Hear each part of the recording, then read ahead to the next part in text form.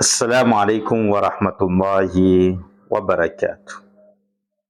Ity ampiandohana dia miangavy antsika rehetra hanaparitaka betsaka ity video ity satria izy ity fampatsiahivana ho antsika rehetra izay hanao sorona amin'ny andro ny Eid al-Adha ho avy io.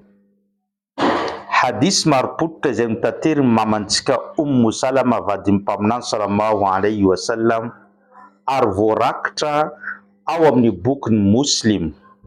Ny teny mpaminany sallallahu alayhi wa sallam manao hoe: idha ra'aytum hilala dhil hijja wa arada ahadukum an yudahi falyumsik an sha'rihi wa adfarihi. Rawahu Muslim. Io tenin'ny mpaminany sallallahu alayhi wa sallam dia midika hoe rehefa nahita tsinambolana dhul hijja ianareo ka nanampanirina ny iray aminareo hanao sorona amin'ny Eid al-Adha, dia aoka izy manomboka amin'ny fotoana nahitany tsinambolana iny tsy hanapaka na hikitika ny volony sy ny hohony mandra-panaovany an'izany sorona izany. Raha jerevana io hadis io ripiny Islam dia rahampitso no farany, zany hoe rahampitso alahady no farany amin'ny ity volana dhul-qa'da izay misy antsika ty.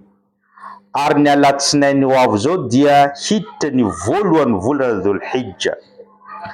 Ka rahampitso ariva mialohan'ny filentean'ny masoandro no fetra farany na fotoana farany ahafahan'ireo olona izay manam-panirina hanao sorona ny manala ny volony sy ny volovolo miafina rehetra any aminy ary manapaka ny hohony sy ny angofony. Fa rehefa miditra ny aliny alatsinainy, zany hoe alahady alina ifoha alatsinainy, dia efa tsy azonao atao intsony ny mikitika ny volony sy ny hohony.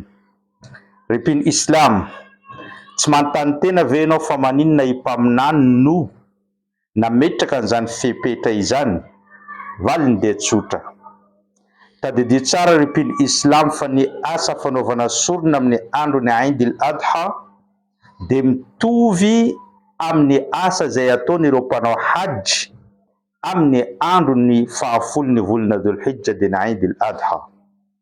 Ka raha mitovy ny asa fanaova sorona ataontsika na dia tsy manao hajj sy ireo mpanao hajj, dia takina amintsika ihany koa fepetra mitovitovy amin'izany, satria izy ireo rehefa manao an'izany lamban'ny ihram zany dia tsy mahazo mikitika ny volony sy ny hohony raha tsy efa navita nanao sorona izy ireo amin'ny andro ny Eid al-Adha.